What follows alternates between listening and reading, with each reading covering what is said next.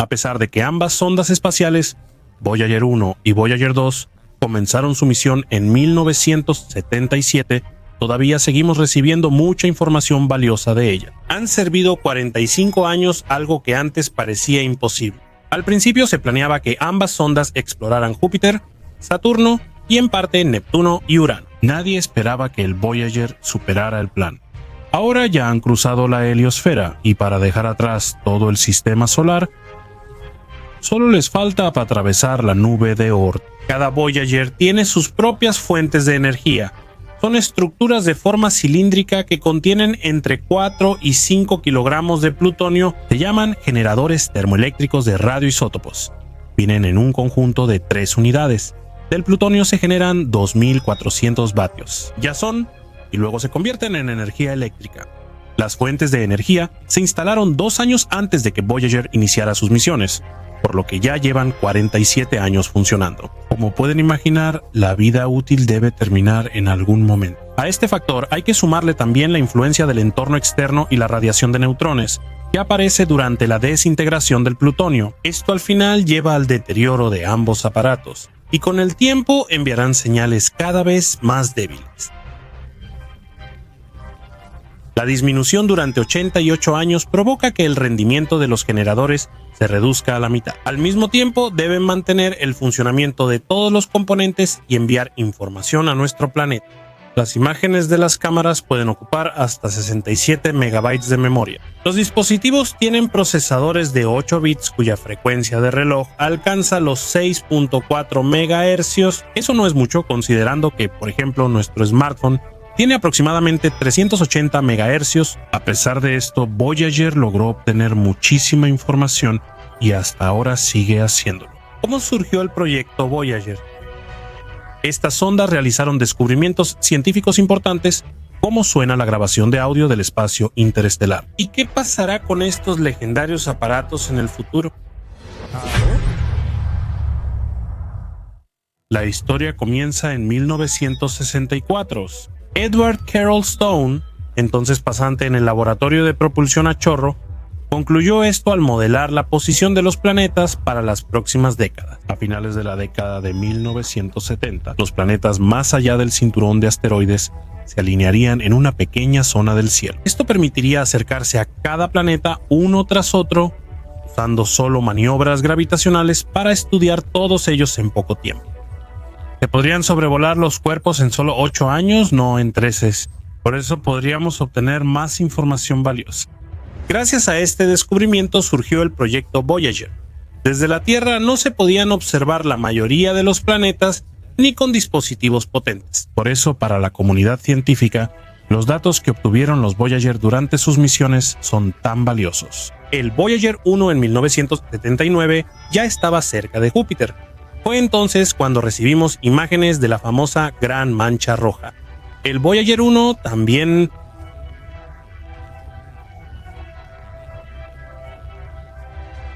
era visible desde la Tierra. Al mismo tiempo, descubrió que Júpiter tiene anillos, algo que los científicos desconocían antes. Luego, la nave comenzó a estudiar Saturno. En 1980, la sonda estuvo a la distancia más cercana al planeta, 64.000 kilómetros, llegando hasta las nubes superiores. La nave obtuvo fotos de los anillos de Saturno y de algunos de sus satélites en alta calidad y envió los datos a la Tierra. Las temperaturas en el planeta eran muy bajas. En la capa superior de la atmósfera llegaban a menos 191 grados Celsius. La zona más cálida estaba cerca del Polo Norte. Allí, la temperatura era de solo menos 10 grados. También se observaron cerca del Ecuador vientos muy fuertes, que se desplazaban a una velocidad de 1800 kilómetros por hora. Además, el Voyager 1 estaba cerca de Mimas, satélite de Saturno, conocido por un enorme cráter de unos 100 kilómetros de diámetro. El diámetro del satélite es ligeramente menor a 400 kilómetros en el sistema de Saturno. El último aparato investigó el satélite Titán. La distancia mínima entre ellos fue de 6.490 kilómetros. Como resultado, se descubrió que Titán no es el satélite más grande del sistema solar, aunque los científicos antes pensaban eso. Ganímedes recibió el título honorífico. Además, el Voyager 2 estudió la atmósfera del satélite y resultó que su densidad es mayor de lo que se pensaba originalmente. Basándose en los datos obtenidos, se podía concluir que en Titán podían existir diferentes tipos de cuerpos de agua, pero compuestos de hidrocarburos líquidos. El hecho de que la sonda se acercara tanto a Titán no pasó desapercibido para ella. Después de eso, ya no pudo estudiar otros objetos espaciales. Mientras tanto, Voyager 2 se dirigía hacia Neptuno. También pasó muy cerca de él. A una distancia de solo 5.000 kilómetros, recibimos una imagen de Neptuno donde se puede ver una mancha de tamaño increíble cerca del ecuador. Según los cálculos, incluso la Tierra es 2 veces más pequeña. ¿Qué es eso? Es un anticiclón atmosférico.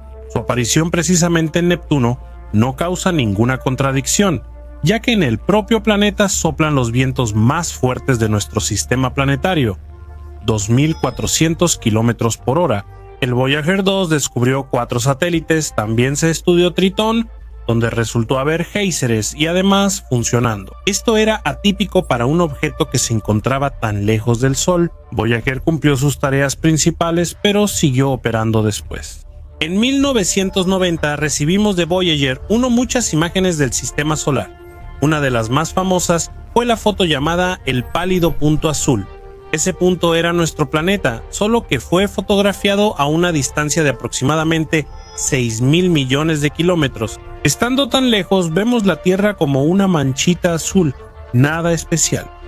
Ya en 2011, Voyager 1 se alejó de la Tierra hasta 109 unidades astronómicas y llegó a la región de estancamiento, una zona con un campo magnético fuerte, después de la cual comienza el espacio interestelar. En la región de estancamiento hay un nivel elevado de electrones de alta energía. Ellos llegan ahí desde el medio interestelar, lo que permite llamar a esta zona la más lejana de nuestro sistema planetario. Sin embargo, incluso estando tan lejos, las sondas continuaron haciendo descubrimientos. 8 años después, en 2019, Voyager 1 se acercó a la región más lejana de la zona de estancamiento, lo más cerca posible del espacio interestelar. Al mismo tiempo, los instrumentos de la sonda informaron un aumento de 1/4 en la intensidad de los rayos galácticos, lo que indicaba que la nave se acercaba al borde de la heliosfera. Voyager 1 ya ha confirmado su viaje por el espacio interestelar. ¿Y qué pasa con el Voyager 2? Cuando la nave se acercó a Neptuno, la gravedad de este planeta cambió la dirección del vuelo de la sonda. Como resultado, el Voyager 2 se alejó del plano de la eclíptica y ya no pudo acercarse a otros planetas del sistema solar para estudiarlos. Sin embargo, esto no volvió inútil la nave. En 2018 cruzó la heliopausa, una región que se considera la frontera del espacio interestelar. Así obtuvimos de ambas sondas información clave sobre los vientos cósmicos, el plasma y los sonidos del espacio interestelar. Analicemos este último con detalle. El sensor de ondas de plasma del Voyager 1 detectó algunas oscilaciones del gas ionizado en la región del plasma interestelar. Los científicos pudieron determinar la intensidad y el volumen de estos sonidos. Estos datos también ayudan a determinar la densidad de las regiones de plasma interestelar. Estos sonidos están en un rango que también puede escuchar el ser humano. Por eso, ahora proponemos usar el sensor de ondas de la Voyager.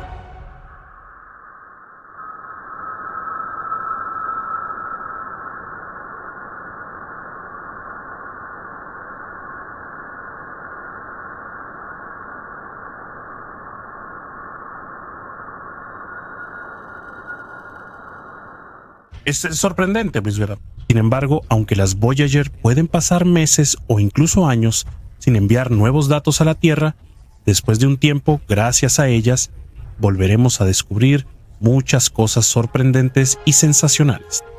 En el año 2022 se detectó una señal constante, aunque muy débil, entre las emisiones de radiación solar. Se supone que las fluctuaciones en el gas interestelar provocaron la aparición de ondas de plasma donde se formó este zumbido. ¿Pero qué es esto? Antes se suponía que la actividad de bajo nivel que ocurre en el medio interestelar era menor de lo que resultó ser en realidad. Aunque esta área parece un vacío, desconocemos las causas de la mayor actividad. Se cree que esto fue causado por el ruido cuasi térmico de los electrones en movimiento en el plasma o por las oscilaciones de plasma con actividad térmica. Al investigar esta señal, también podemos determinar cuán denso es el plasma en el medio interestelar. los Voyager detectaron un aumento en la densidad de electrones en esta área. Esto en el futuro ayudará a los científicos a entender la distribución del plasma interestelar y el impacto de los vientos solares. Desafortunadamente, la mayoría de los sensores y equipos en ambas sondas están apagados. Solo funcionan los que investigan el plasma. Antes de que la energía de Voyager se agote por completo, los científicos extraerán absolutamente todos los datos que han recopilado ambas sondas. A pesar de esto, los generadores radioisotópicos seguirán produciendo calor durante algún tiempo. Estos serían unos 880 años o 10 periodos de semidesintegración. Entonces, las reservas de plutonio se agotarán por completo y nunca volveremos a saber nada de estos asombrosos aparatos. Los aparatos avanzan en una sola dirección y juntos cruzarán la nube de Oort donde podrían dañarse, pero esperamos que eso no suceda. Después de eso, los aparatos volarán en diferentes direcciones acercándose a objetos cósmicos lejanos, pero lamentablemente no estamos destinados a saber qué descubrirán allí. La imagen de este objeto cósmico la obtuvimos en los años 70 del siglo pasado. En ella pueden ver el satélite de Júpiter, Europa. ¿Qué descubrimiento importante lograron hacer los científicos gracias a esta imagen? Si observan detenidamente las imágenes, pueden notar grietas que rodean toda la superficie y que tienen un ancho de aproximadamente 1,5 kilómetros. Es muy posible que la causa de su aparición hayan sido las fuerzas de marea del océano interno que rompían la capa superior. Esto indica que en la composición de la capa superior de este satélite predomina el hielo de agua. Ya en 2012 se detectó vapor de agua en la parte sur de Europa. Formaba algo parecido a penachos que alcanzaban una altura de 200 kilómetros. Los científicos están seguros de que gracias a este fenómeno podemos aprender sobre la estructura interna del satélite sin necesidad de enviar sondas de descenso. En este video vamos a analizar fenómenos extraordinarios en los satélites de Júpiter. ¿Por qué Europa no tiene cráteres de impacto? ¿Qué satélite tiene la vista más impresionante del cielo estrellado? ¿Por qué en Io hay lagos enteros llenos de lava? ¿Y dónde se encuentra Valhalla, el cráter más gigantesco del sistema solar? La mayoría de los investigadores coinciden en que a 15-25 kilómetros de profundidad podría haber un gran océano que se extiende hasta 160 kilómetros al interior. Europa podría tener incluso más recursos hídricos que nuestro planeta en un 79%, aunque el tamaño de la Tierra es mucho mayor. En el océano que se encuentra en las profundidades del satélite podrían existir organismos vivos. Se supone que la superficie está cubierta por una capa de hielo. Al observar las imágenes de la nave Galilea, se distinguen claramente áreas oscuras de unos 10 kilómetros de diámetro. La razón de su aparición es que sustancias con altas temperaturas pero menor densidad ascendieron, ejerciendo así una fuerte presión sobre la corteza o intentando liberarse. En el satélite, el relieve es muy irregular. Estas zonas, llamadas caos, están rodeadas de áreas con superficie más lisa. Una franja de espinas de calgosporas hechas de hielo y de unos 15 metros de largo parece dividirlas en partes iguales. Objetos similares existen también en nuestro planeta, solo que se forman principalmente en regiones montañosas de clima seco. Sin embargo, no alcanzan dimensiones tan impresionantes como en el satélite de Júpiter. Un fenómeno interesante es el relieve de Europa. Para comparar, el relieve de la Luna consiste en una multitud de cráteres. Su cantidad supera los 5.000 y su diámetro promedio es de más de 25 kilómetros. No se han encontrado cráteres de impacto en el relieve de Europa, a pesar de la enorme antigüedad del satélite, que ya supera los 50 millones de años. ¿De qué nos puede hablar esto? La ausencia de cráteres de impacto puede indicar cambios constantes que ocurren en las capas superiores del objeto. Ya que Europa es un satélite con una de las superficies más lisas del sistema solar, tiene un alto nivel de brillo, incluso mayor que el del satélite de la Tierra. A Europa llegan ondas de radiación desde Júpiter, con una frecuencia de alrededor de 0.3 MHz, y su cantidad sería capaz de destruir a una persona. Recordemos que una radiación de 4 sieverts ya puede matar. La distancia del Sol a Europa es 5 veces mayor que la de nuestro planeta, por lo que los rayos solares prácticamente no llegan al satélite.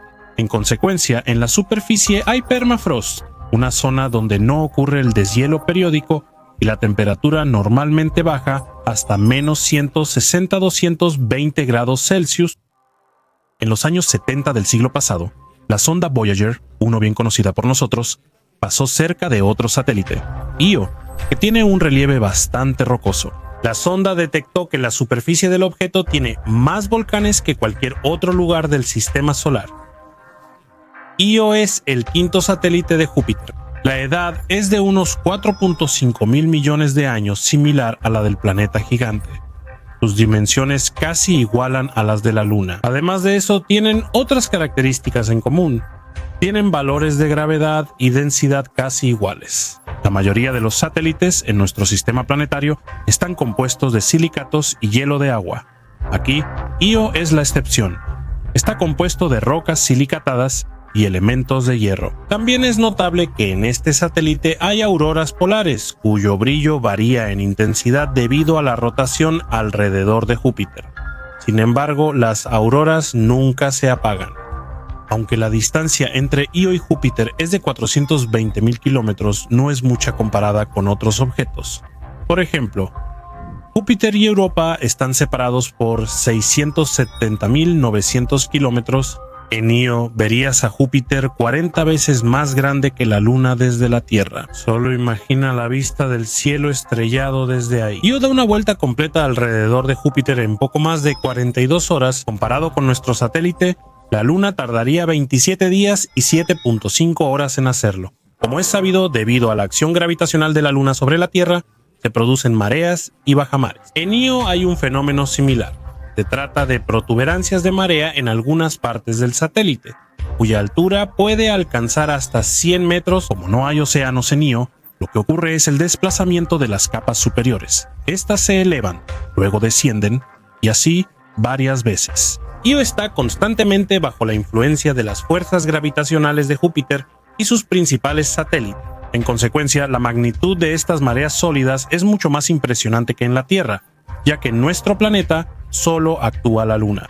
La temperatura en la superficie e interior de Io es muy alta, igual que la de la lava durante una erupción en la Tierra. Por eso, ahí se pueden observar procesos de ebullición que hacen que las sustancias salgan al exterior, creando volcanes. No hay ningún otro objeto en el sistema solar donde ocurran tantas erupciones como en Io. Según los cálculos, la cantidad de volcanes en la superficie del satélite llega a 400 y en 50 de ellos se registra actividad constante. Durante tales erupciones, en algunos lugares se libera material extremadamente caliente, que se dispersa por el espacio hasta 320 kilómetros. En la superficie del satélite se pueden observar flujos interminables de magma, nuevamente debido a la enorme cantidad de erupciones volcánicas. Como resultado, allí se pueden encontrar lagos enteros llenos de lava.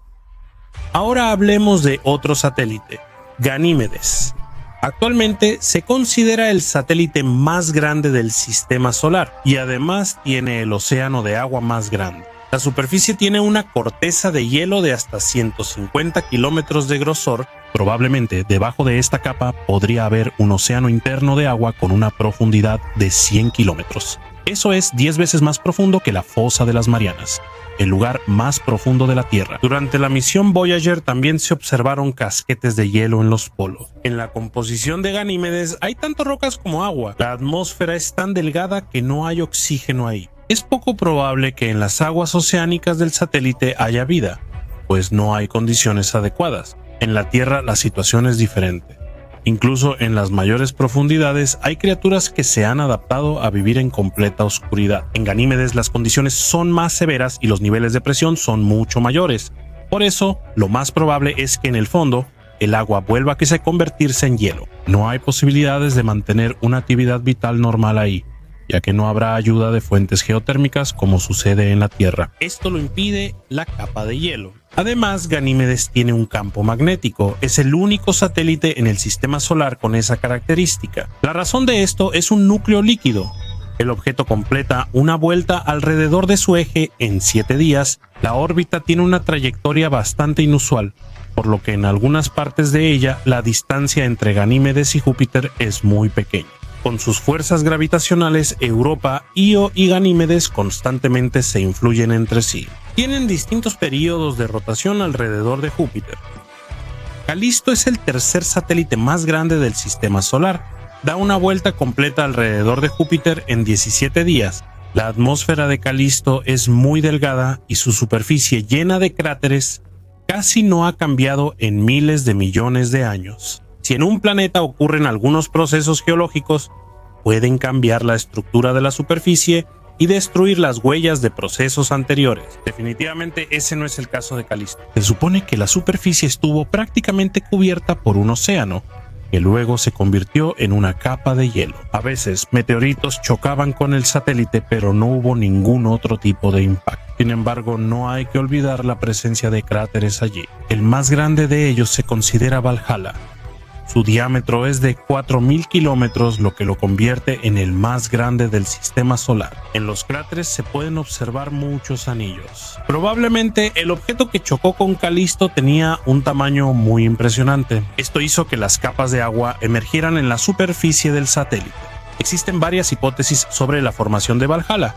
La más común es que la superficie helada de Calisto es lo suficientemente plástica, y los anillos concéntricos se formaron como los círculos que se hacen cuando lanzas una piedra al agua. La sonda Galileo confirmó que el campo magnético de Júpiter no afectó a Calisto. Esto puede deberse a que la capa superior ahí es muy gruesa, unos 10 kilómetros, y difícil de estudiar. Todavía tenemos mucho trabajo por hacer para aprender más sobre este satélite.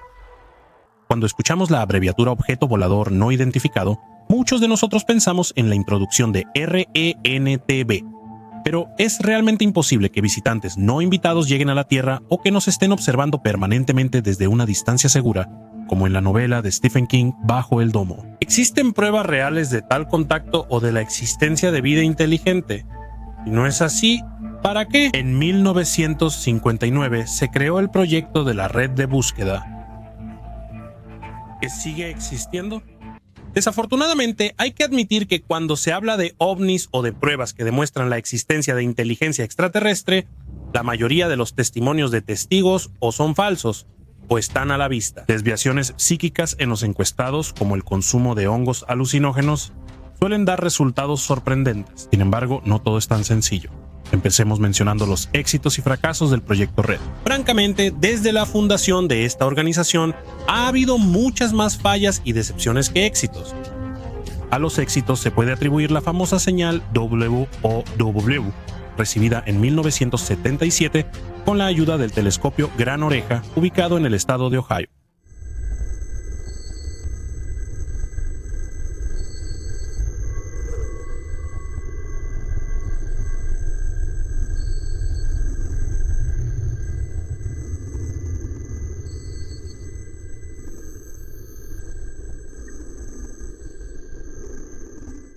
Al analizar este mensaje de radio similar a un saludo extraterrestre, surgieron hipótesis cada vez más extrañas. Las más básicas de ellas decían lo siguiente: la señal provenía de un dispositivo muy lejano que funcionaba como un faro. También existe la versión de que el extraño mensaje fue recibido desde una nave extraterrestre que pasaba cerca. En casi 45 años, los especialistas de la red no han registrado nada similar a la señal WOW. Esto lleva a pensar en un origen terrestre del mensaje de radio.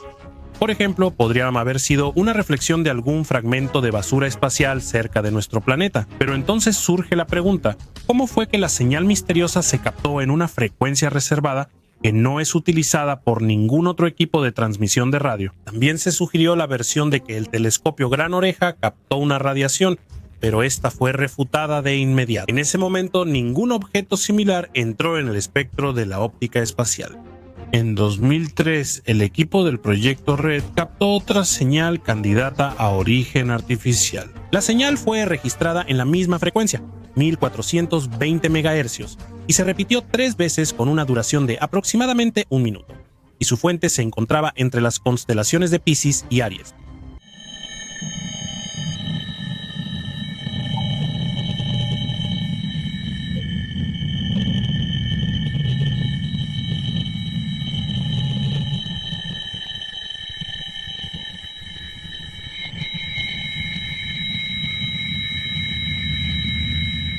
Luego, los astrofísicos mostraron escepticismo, diciendo que era una falla del equipo o ruido de fondo de un fenómeno cósmico lejano. Tomando en cuenta lo dicho, ¿hay algún beneficio significativo del conglomerado de búsqueda de inteligencia extraterrestre? En general, la actitud de la comunidad científica hacia este proyecto es bastante condescendiente, aunque leal. No recibe financiamiento del gobierno, por lo general mantiene su existencia gracias a la caridad. Hasta ahora no existe un programa científico para detectar ovnis. Las búsquedas solo consisten en escanear el espacio o enviar señales de manera caótica. La conveniencia y relevancia de difundir información sobre vida inteligente en la Tierra se mencionó en uno de los videos de nuestro canal, donde se aborda la teoría del bosque oscuro. En resumen, parte de la comunidad científica cree que el envío de señales puede representar una amenaza real para la seguridad de nuestra civilización, y posiblemente por eso hasta ahora no hemos podido captar una señal de otra civilización. Otras inteligencias no desean ser descubiertas. Sin embargo, por ejemplo, el astrofísico Alexander Panasov, uno de los participantes activos del proyecto, es escéptico respecto a esta teoría. Si tomamos como ejemplo a la civilización humana, además de enviar señales buscando vida extraterrestre, también damos razones involuntarias para ser descubiertos. Somos un planeta ruidoso. Radares de aeródromos y de basura espacial emiten señales constantemente en todas direcciones y pueden detectarse. Luego, Panov desarrolla esta teoría haciendo la pregunta: ¿a quién? Según la teoría del bosque oscuro, ¿a quién tememos? Tememos a aquellos que pueden venir a nosotros y conquistarnos. Es decir, seres inteligentes que son capaces de realizar viajes interestelares. El nivel de desarrollo de esa civilización debe ser al menos del tipo 2, según la escala de Kardashev. Esto significa que esa civilización utiliza la energía de todo su planeta, así como la energía de la estrella alrededor de la cual orbita. En su opinión, para una civilización así sería razonable y sencillo desde el punto de vista del espacio. Al mismo tiempo, nuestros radares son capaces de detectar un platillo así a una distancia de varios miles de años luz. Mientras más avanzada una civilización, más difícil es pasar desapercibida. Ahora intentemos responder por qué. Si hablamos de ovnis, necesariamente se implica la existencia de inteligencia extraterrestre. ¿Puede el hallazgo de restos tecnológicos de origen desconocido considerarse un objeto volador no identificado? En este contexto cabe una observación. Incluso antes de la exploración espacial, especialistas ya hallaban artefactos similares, cuando aún no había un anillo estable de basura en la Tierra. En ese periodo se registraron repetidas caídas de meteoritos de origen claramente artificial, orígenes que no pueden atribuirse a los desechos tecnológicos acumulados por nuestra civilización. En ese momento no se hacían actividades así en la órbita terrestre. ¿Cómo se explican esos casos? La ciencia oficial aún guarda silencio. ¿Cuál es la problemática principal en la búsqueda e interpretación de los ovnis? Consiste en que no tenemos idea de cómo se ven los objetos voladores no identificados, por lo que a menudo confundimos objetos y fenómenos de origen terrestre con ellos. Este problema está relacionado con la búsqueda fallida de inteligencia extraterrestre, y en este caso nadie puede formular claramente qué propiedades tienen los objetos que estamos buscando, y luego por qué de repente decidimos que alguna civilización sueña con descubrirse a sí misma enviando señales y naves espaciales, o que insiste en conquistar y asentarse en nuevos territorios. Probablemente sacamos esas conclusiones basándonos en la sufrida historia de la civilización humana. El tema de los avistamientos de ovnis es más complejo de lo que parece y genera preguntas para la cosmología. Si los objetos voladores no identificados existen, es muy probable que puedan pertenecer a algún mundo inteligente. De esto se puede concluir que el universo está lleno de vida. Pero de nuevo, ¿por qué asumimos que esa vida es parecida a la nuestra? Quienes apoyan la panspermia creen que los cometas llevan esporas de vida. Probablemente todos los biomas se formen por los mismos nucleótidos de carbono como conocemos. Luego, el desarrollo de estos mundos puede variar, pero en general mantendrán características similares. De ahí también nuestra búsqueda de ovnis como evidencia de la existencia de vida inteligente en el universo, que tiene aspiraciones más o menos similares a las nuestras. Observar activamente, monitorear el espacio según las capacidades técnicas, enviando sus naves a todos sus rincones, conquistando nuevos territorios y así sucesivamente. Sin embargo, aún no se sabe por qué hay tan pocas pruebas de la aparición de ovnis cerca de nuestro planeta. Si ignoramos las teorías sobre servicios secretos ocultando artefactos, la situación es bastante deprimente. Sin embargo, hay precedentes. En Estados Unidos, entre 2004 y 2021 se registraron 144 casos de ovnis que aún no tienen explicación racional. En el Pentágono se formó un grupo para estudiar estos fenómenos. En junio de 2021, los servicios de inteligencia de Estados Unidos publicaron un informe analizando testimonios de ovnis de militares estadounidenses. Se señala que la inteligencia no identificó los objetos y que la versión de que eran ovnis es solo una posibilidad. La sistematización de avistamientos de ovnis en el mundo inició a mediados del siglo XX. La ufología aún no es considerada ciencia, así que la mayoría de las investigaciones son casi voluntarias. Además, las personas suelen confundir con ovnis la quimiluminiscencia de emisiones industriales, auroras polares, vuelos de sondas meteorológicas, nubes extrañas, lanzamientos de cohetes e incluso la luna llena. ¿Qué pasará si finalmente recibimos una señal de una civilización extraterrestre o descubrimos un objeto volador no identificado que demuestre claramente que existe? ¿No será esto un colapso al que ya estamos acostumbrados? Si sabemos que no estamos solos en el universo, ¿la gente dejará de cuidar la Tierra? Porque siempre se puede escapar a otro planeta. Como dicen, ¿dónde se está bien? Ahí está la patria. Sin embargo, en esta etapa para nosotros es más relevante recurrir a la cuestión técnica de la cuestión. Si una civilización extraterrestre es similar a la nuestra, sus mensajes contendrán información introductoria relacionada con las leyes físicas, la cultura, la historia y otros aspectos de la existencia social. Esa información sobre nosotros fue enviada por los terrícolas al espacio en distintos años. Entonces, hemos recibido información de nuestros lejanos vecinos. ¿Qué hacemos después? Los mensajes se descifran. Eso puede tomar años o incluso décadas.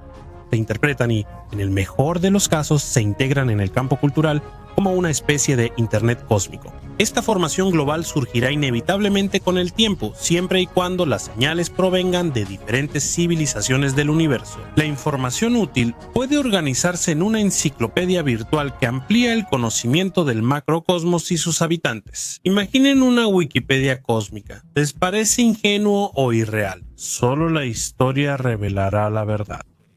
Por cierto, recibir múltiples señales de civilizaciones avanzadas, similares a la nuestra y basadas en una base común, sería una prueba irrefutable de la teoría de la panspermia. Es decir, el hecho de que la vida en el universo se propaga mediante esporas. Y por último, ¿vale la pena responder a una señal que llega a la Tierra desde el exterior? Por supuesto que no, porque es absolutamente inútil, considerando las enormes distancias cósmicas y la imperfección de nuestros métodos de transmisión.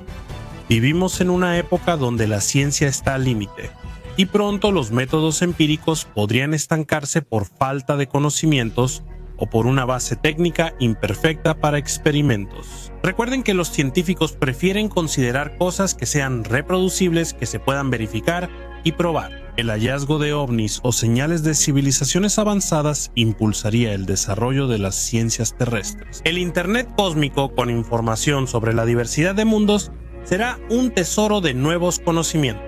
Vale la pena cerrar el proyecto Búsqueda de Inteligencia Extraterrestre y descartar la posibilidad de estudiar artefactos que tengan, aunque sea la más mínima relación con objetos voladores no identificados. Eso por lo menos es una tontería. Al rechazar información que aún no somos capaces de explicar, la humanidad se parecería a ciegos indefensos que se topan con una pared infranqueable. Tenemos muchas razones para llamar a la Tierra el mejor planeta de todos los que existen, aunque sea solo porque vivimos en ella.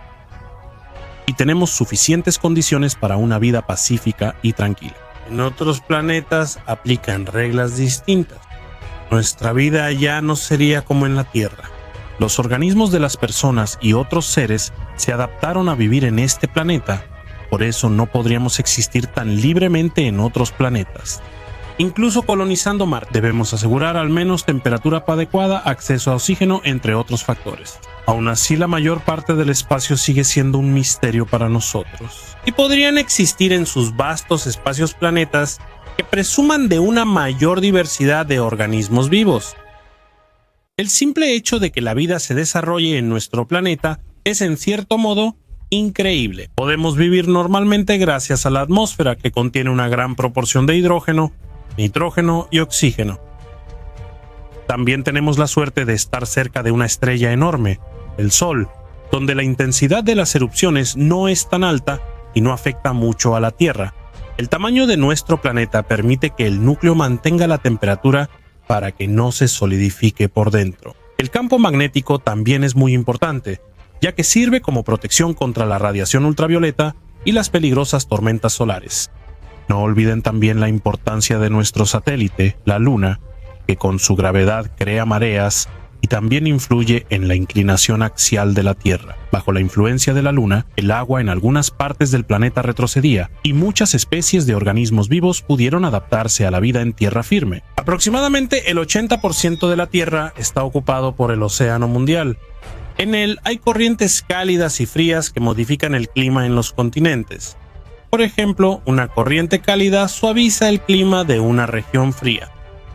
Esta es solo la principal ventaja de la vida en la Tierra, pero esta lista podría continuar por mucho tiempo.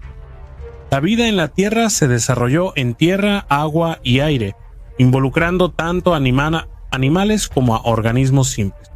En regiones cálidas, frías y en las profundidades del océano con alta presión, los seres vivos se han adaptado a las condiciones durante la evolución.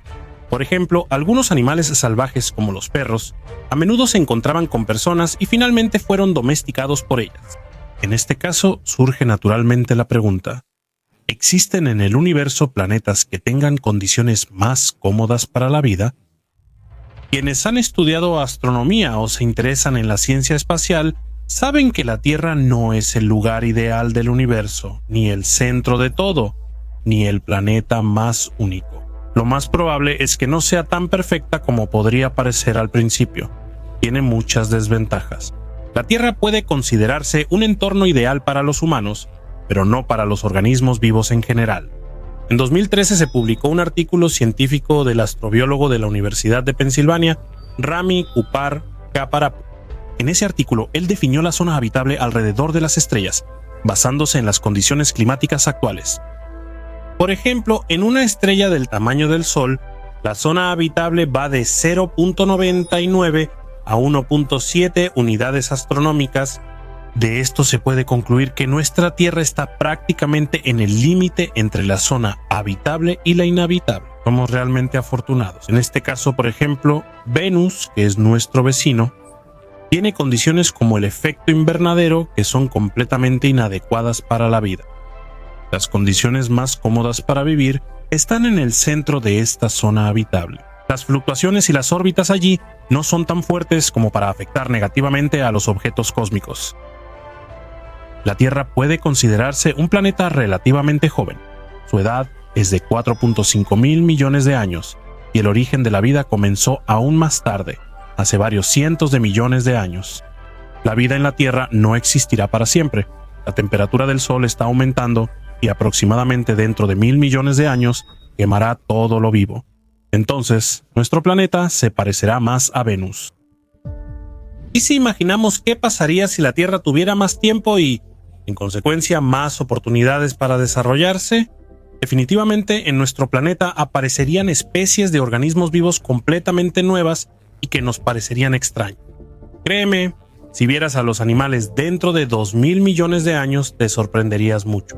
En uno de los trabajos científicos titulado Mundos superhabitables, se habló sobre las condiciones óptimas para el pleno desarrollo de los organismos vivos. Según este artículo, si los planetas están cerca de estrellas que tienen una masa un poco menor que la del Sol, el desarrollo de la vida allí será más intenso y la vida ahí dura mucho más, de 20 a 70.000 millones de años. En las estrellas de este tipo no hay erupciones fuertes. Una gran cantidad de planetas vecinos también puede ser una ventaja, ya que contribuye a la llegada de asteroides que pueden traer consigo elementos vitales y agua. Si nos basamos en el trabajo científico mencionado anteriormente, resulta que en un sistema así puede haber varios planetas que tengan condiciones adecuadas para la vida. Además, ahí puede ocurrir la panspermia, es decir, el intercambio de formas de vida. La erupción de lava en los volcanes ocurrirá si aquí actúan las fuerzas de marea de un planeta satélite de un gigante gaseoso. También puede existir un objeto como un planeta doble. En ese caso, los planetas giran uno alrededor del otro y, en ese proceso, ocurre un intercambio de organismos vivos. Al crecer el tamaño del planeta, aumentará la intensidad de las corrientes cálidas y frías y surgirán más territorios para nuevos organismos. Vale la pena recordar que la variabilidad en el tamaño de los planetas es limitada. Si su masa es el doble de la masa de la Tierra, el movimiento de las placas tectónicas prácticamente desaparece. En todas partes debe haber equilibrio. Además, si la corteza terrestre es muy gruesa por su tamaño, el núcleo se enfriará y solidificará. A los planetas enormes les cuesta mucho mantener una magnetosfera.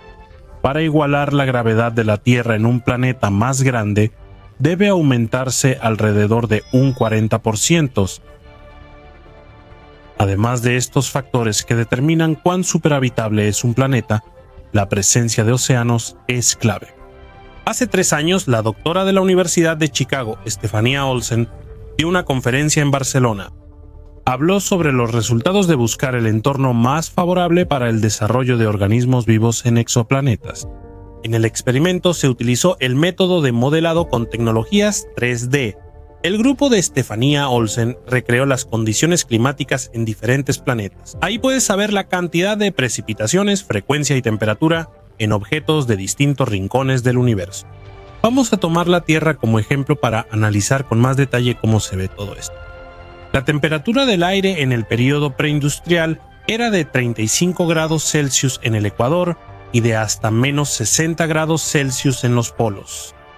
Ahora veamos a Venus en el estado en que se encontraba hace casi 3.000 millones de años.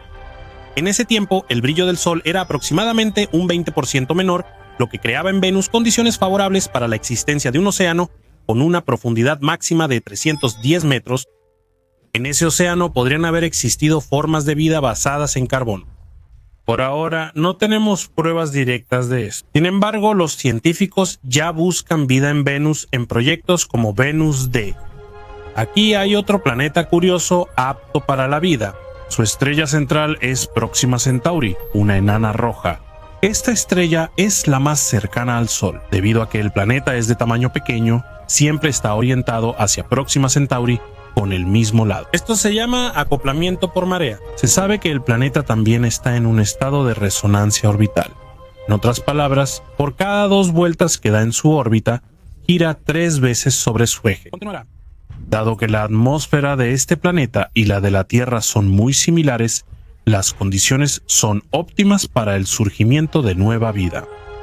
La doctora Stefanie Olsen y sus colegas lograron modelar los océanos y las condiciones climáticas de varios exoplanetas en la Tierra. El desarrollo de los organismos vivos depende de que los elementos útiles asciendan desde el fondo oceánico y las profundidades terrestres. En general, es evidente que mientras más corrientes frías y cálidas haya en el océano, más apta es el planeta para la vida. La Tierra tiene todo esto, pero ¿existe algún objeto que la haya superado?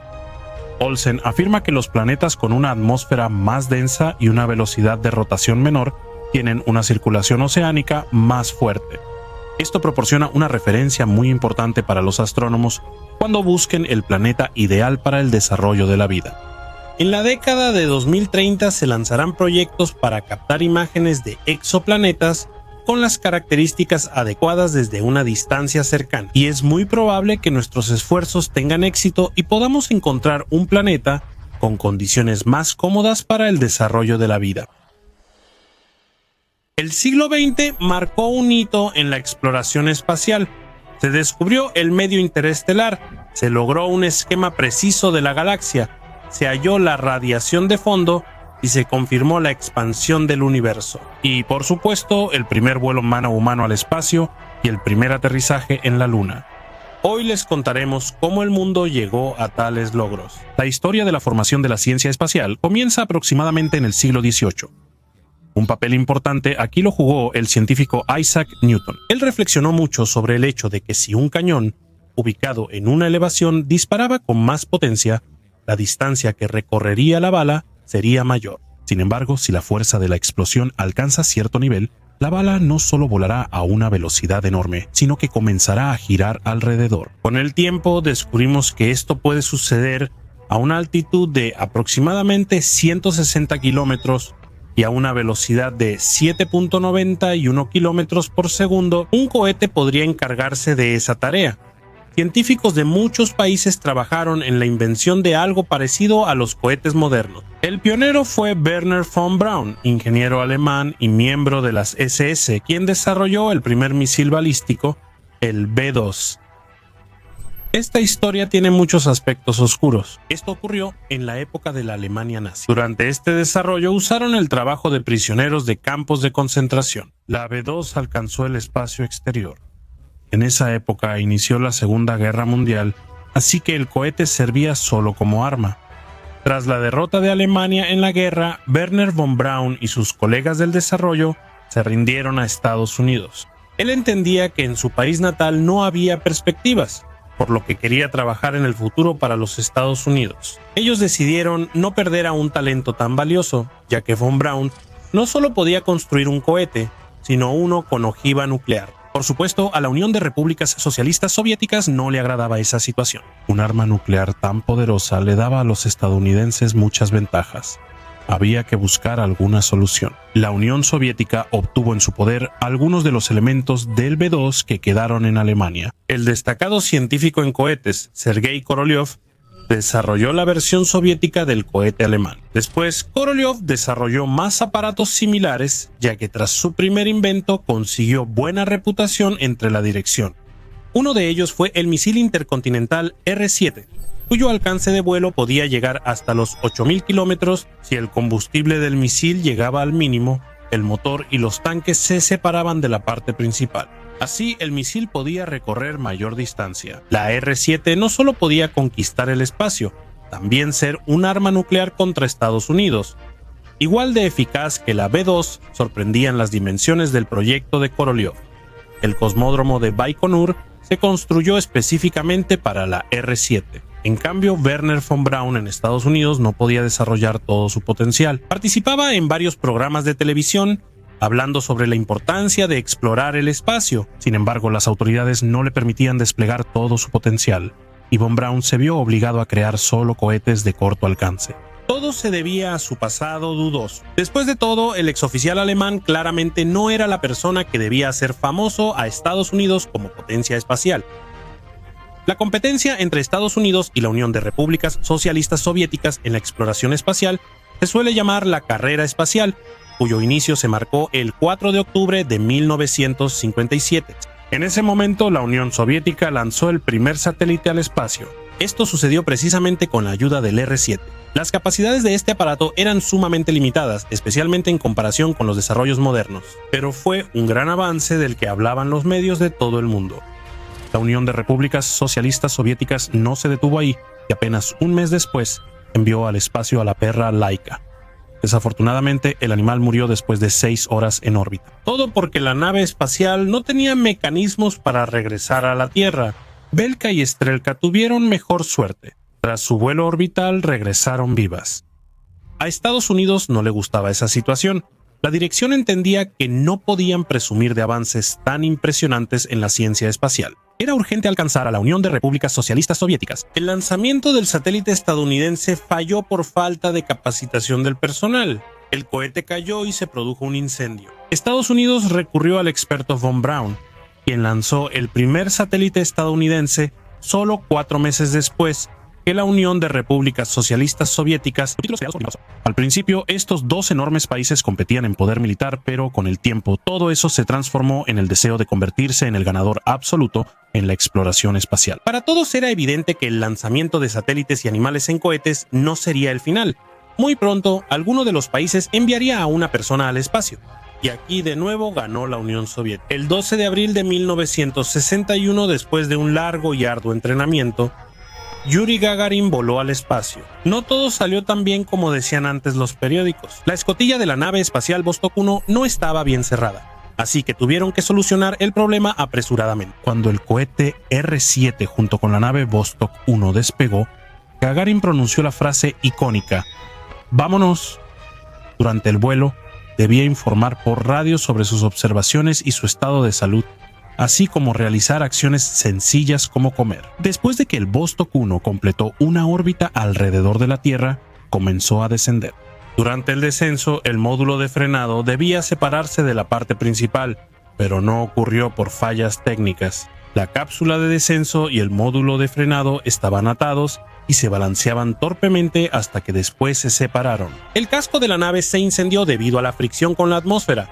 Esto se consideraba un proceso completamente normal. Gagarin se eyectó y aterrizó con éxito, aunque no en el lugar planeado originalmente. A pesar de algunos momentos imprevistos, esto fue un éxito abrumador. Sobre el propio Gagarin recayó una fama nunca antes vista. Recibió varios premios de líderes y visitó numerosos países. A Estados Unidos no le convenía este desarrollo. Iban rezagados respecto a la Unión de Repúblicas Socialistas Soviéticas, enviando a su hombre al espacio un mes después. Entendiendo esto, el entonces presidente de Estados Unidos, John Kennedy, anunció el lanzamiento del programa lunar Apolo. La Unión Soviética ya tenía una buena lista de récords. El primer satélite, la primera nave que llegó a la Luna, la primera mujer cosmonauta, la primera caminata espacial. El alunizaje humano era, podría decirse, una carta aún no jugada. La Unión Soviética pudo haber sido la primera en esto de no ser por la muerte de Sergei Korolev, de quien dependía la cosmonáutica de la Unión de Repúblicas Socialistas Soviéticas. Después de esto ocurrió otro incidente desagradable. La cápsula de descenso, después de abandonar la órbita, tuvo una falla en el sistema de paracaídas, lo que provocó una caída. El incidente lamentablemente le costó la vida al cosmonauta Vladimir Komarov. Un año después, durante las pruebas de un caza, también falleció el primer cosmonauta, Yuri Gagarin. Mientras tanto, Estados Unidos hacía todo lo posible por alcanzar a su rival. El programa seguía estando dirigido por el mismo Wernher von Braun. Para una misión tan compleja, se necesitaba una nave especialmente resistente. Para este arduo trabajo se asignó un presupuesto de miles de millones de dólares. Tras varios fracasos, von Braun logró crear el cohete Saturno V, cuyas dimensiones impresionaban. Era como un edificio de 30 pisos. Nunca antes un aparato tan grande había volado al espacio. Y finalmente sucedió.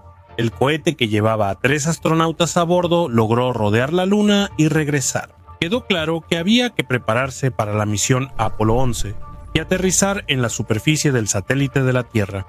Edwin Aldrin, Michael Collins y Neil Armstrong, tras arduo entrenamiento y preparación, partieron hacia la Luna. En Cabo Cañaveral, donde se lanzaría el cohete, se reunieron muchos periodistas y personas que querían presenciar ese momento histórico.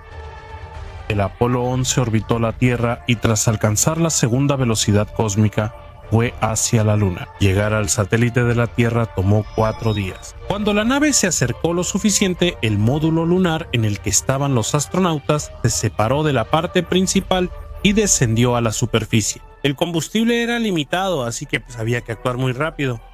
Y así, el 20 de julio de 1969, uno de los astronautas, Neil Armstrong, pisó la superficie de la Luna.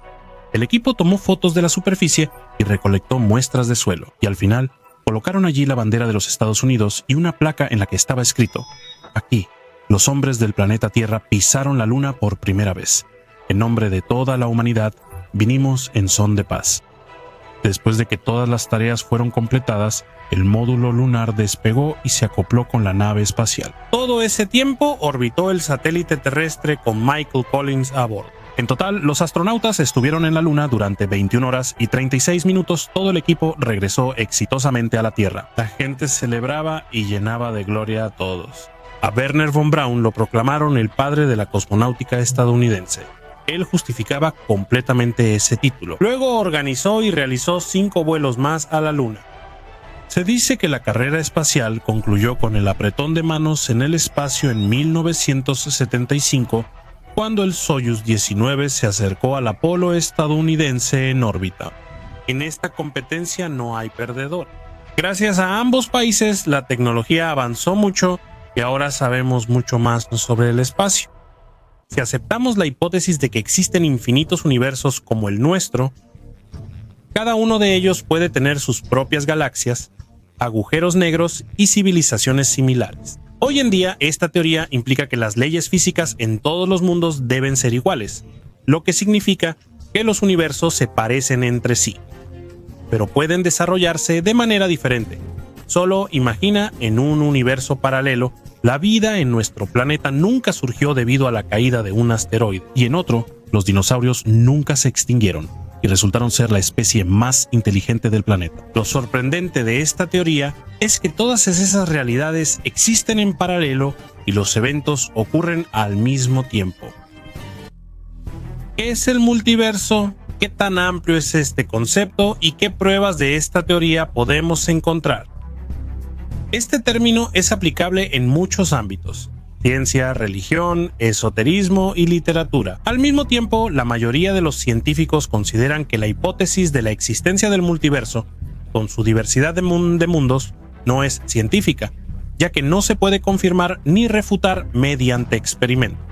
De hecho, ¿cómo se puede comprobar si existen realidades alternativas? Después de todo, no se cruzan en absoluto, ya que se encuentran ya sea en otras dimensiones espaciales o en niveles diametralmente opuestos. ¿Qué sucede en esos mundos? Y cualquier cosa que puedas imaginar. Ahí puedes hallar a tu clon, que puede ser más inteligente, tonto, rico, pobre, afortunado o desafortunado que el original. Descubrir la misma vida, pero que siguió un camino diferente, o ver mundos con constantes físicas completamente distintas. Suena extraño, claro que sí, porque hasta ahora solo nos hemos encontrado con algo así en realidades creadas artificialmente. Sobre la naturaleza del universo ya reflexionaba Konstantin Tsiolkovsky. Él creía que el macrocosmos es infinito y por lo tanto, la inteligencia que se desarrolla en él tiene todas las posibilidades de volverse súper, es decir, prácticamente obtener cualidades divinas. Es un juicio un poco ingenuo, pero hay que tener en cuenta la época en la que fue expresado. En cualquier caso, la paradoja de Tsiolkovsky hace reflexionar sobre el concepto de la forma radiante de la inteligencia. Si, como pensaba el científico, la inteligencia se desarrolla hasta un nivel infinito, ¿qué obtendremos al final?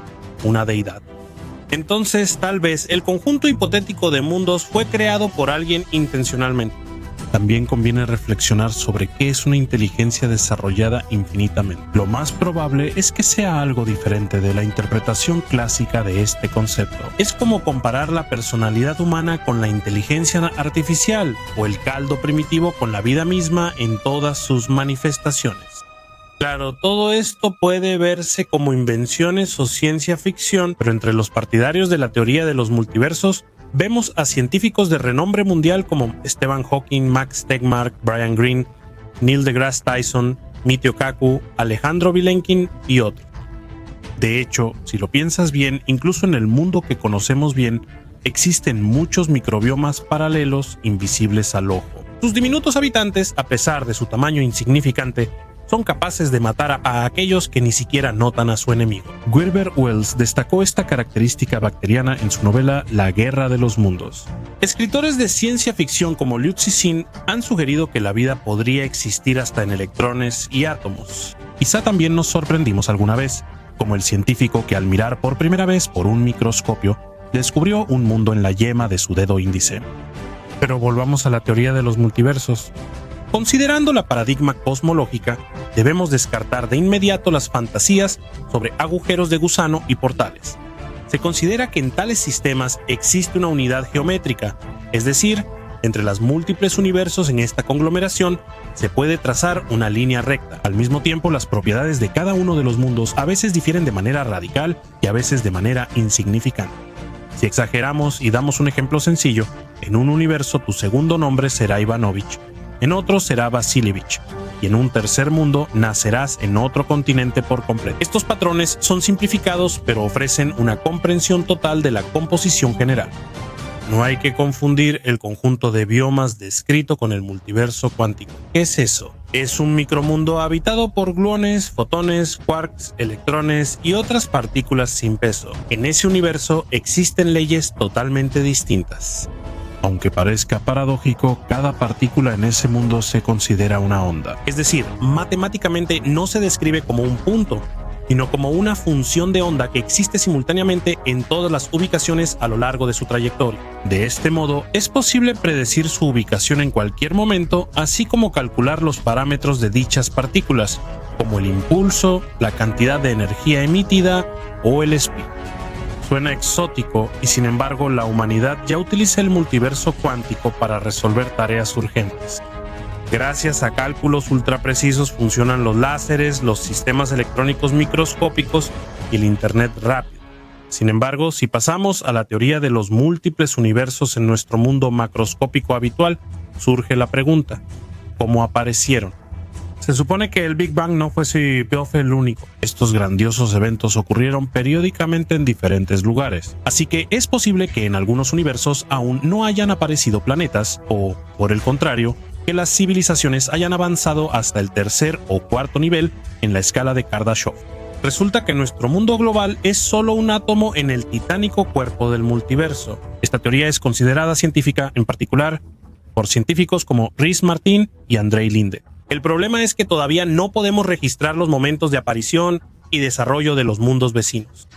Pero si se establece una base teórica seria para todo esto, con el tiempo tendremos que tomar en serio tales universos y posiblemente incluso corregir las leyes físicas habituales. ¿Es posible obtener al menos pruebas mínimas de esta teoría ahora mismo? Resulta que sí. ¿Qué es el continuo espacio-tiempo? Muchos piensan que es una membrana invisible e infinita, pero no es cierto. El hecho es que la cantidad de opciones para la disposición de las partículas no es infinita en absoluto. Por eso, todo terminará repitiéndose tarde o temprano. Así que inevitablemente te encontrarías con tu propio doble, y eso ya no son fantasías infundadas. Resulta que nuestro universo observable se extiende a una distancia de unos 14.000 millones de años luz. Es la distancia que han recorrido los fotones de luz desde el momento del Big Bang. ¿Y qué hay alrededor? ¿El vacío? Allí lo más probable, como parches de una colcha sin tamaño, se encuentra una infinidad de mundos vecinos. Hay algo aún más sorprendente dentro del tema de los multiversos. También tiene derecho a existir la teoría de los mundos burbuja, basada en la expansión del espacio como si fueran globos. Esta suposición fue propuesta por el especialista en cosmología Alexander Vilenkin, colaborador de la Universidad Tufts.